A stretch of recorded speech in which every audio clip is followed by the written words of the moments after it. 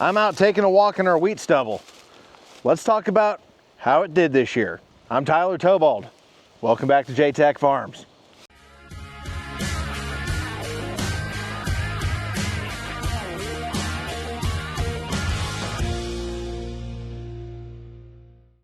Now, if you don't mind, I'm going to take a minute, do a little victory lap, maybe a little POB, because this year was some of the best wheat in recent memory, and a dang sight better than last year. Last year's was just horrible. Like, I think the best field made like 12. And we were cutting like 4 inches off the ground, pigweed, buckwheat, stuff sprayed, stuff not sprayed. We couldn't keep any seed from it because the highest test weight we had that year was like 56. I think there was one field of 52. It was sample grade. It was so bad.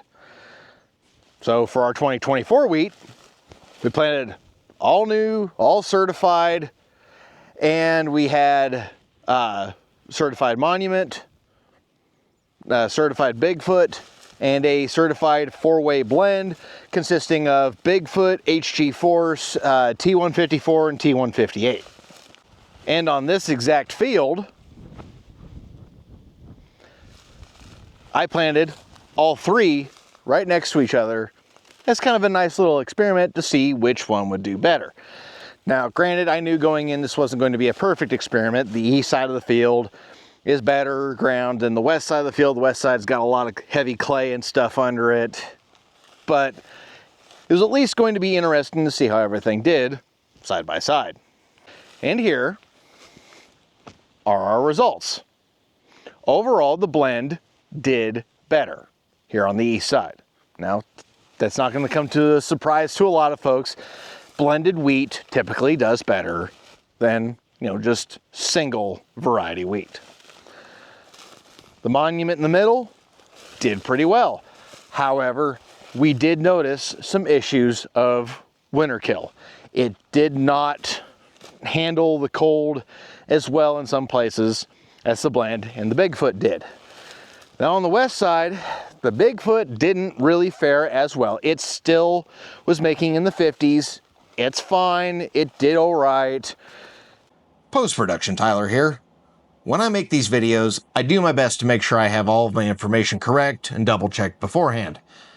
That was not the case this time. I did not open my ops center and double-check what those individual varieties made before I made the video, and while editing it, I realized that the Bigfoot and Monument varieties both yielded 55. The Monument, you'll notice, was on the south end and the north end, kind of curled around the waterway there on the west side. So Bigfoot, Monument yielded the same, even with the Monument being on the better ground and the Bigfoot being on the significantly worse ground. What does that mean? I don't know. Just means I should double check my numbers before I make my videos. All right, back to it. It just didn't do quite as amazing as the rest of the field. The rest of the field probably would have made over 60 if that west side wasn't such ground. And because I want to give you an even better look of how this is, we're going to take both of these images and we're going to combine them together over the top of each other.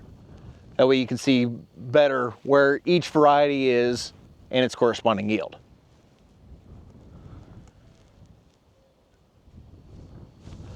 So I think we've covered this field enough. Let's take a look at my uncle's field that had just straight Monument on it and was one of his best. And I tell you what, that Monument, mwah, chef's kiss, gorgeous. Now typically we farm this field in two separate patches, but this year it was together. I think overall it yielded about 63, something like that. That's pretty dang good, especially for this part of the county. So the Monument there did absolutely exactly what it's supposed to do. It was after beans, one side failed, one side not, and just ran away with it, looked great. I had to cut it like 3.5 because I was overwhelming the combine. One of those times where I wished I had a bigger combine, which is not something I hardly ever wish for out here. It had a few patches of some winter kill spots. Not as bad as over here in this field, but it was present in a few spots. But overall, not as bad as here. So I don't know really what to make of that. Could be ground, could be something in the planting process. I don't rightly know. Now, you may be thinking, and you'd be forgiven for thinking this, wait a second, Bigfoot's supposed to be taking over for Monument, but Monument is just shellacking Bigfoot. Well, it's important to mention context here. Like I said before, west side of this field is not so great. That field of my uncle's that was straight Monument is one of his better ones. So context is important. But let's look at a field of pure Bigfoot. This is our only field of pure Bigfoot, and it averaged 63. That was just excellent. Excellent wheat. Threshed really well, spread really well. It was a lot easier cutting than the Monument was, and still yielded really well. So I think Bigfoot is really got some good potential. I like that it threshed a little bit easier than the Monument, but I tell you what, Monument is still a good wheat. Bigfoot has some big shoes to try to fill to try to take over from Monument. We did save some Bigfoot and Monument. It was so good that we wanted to keep some of that. Got some gravity wagons that we put it on and then have it cleaned in the fall.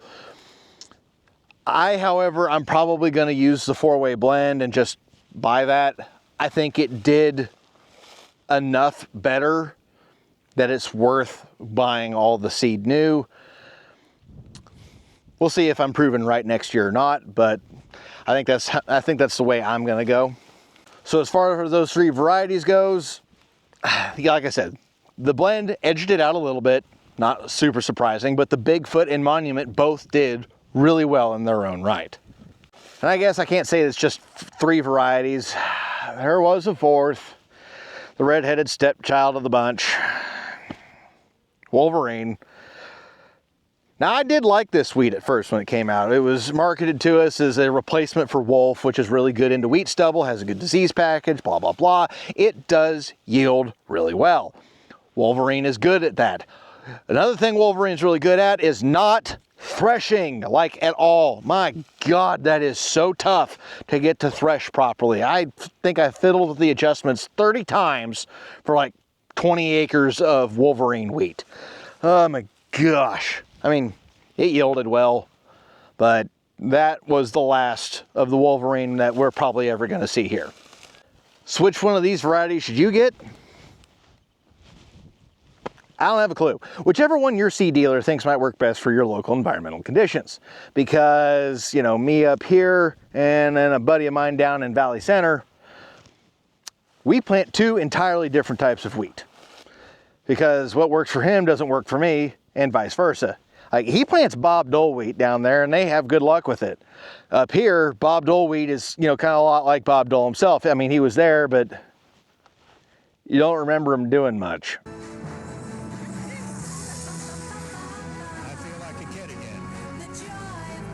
So while I can't tell you which wheat to go buy, I can at least tell you the ones I used this year worked great. This was a good year. I mean, having wheat yields over 60 in this part of the county is absolutely stupendous. Usually we're in that, you know, 40s range, maybe trip up into the 50s. The east side of the county is where all the high yields are. We typically drag them back down to reality. This year in the east side of the county, I heard wheat yields of 80 to 100, which is, even for that part of the county, is just, that's A-okay. So, pretty good year out here. I could get used to cutting poverty grass if it would yield like this every year. Now, if you made it this far in the video, please don't forget to like, subscribe, share, comment, bell icon, alarm button, the big red button that says nuke. No, actually, don't press that button. Don't press that button. All the other buttons though. Press all those other buttons. Help the algorithm find me. I hope to see you next time. And as always, thanks for stopping by.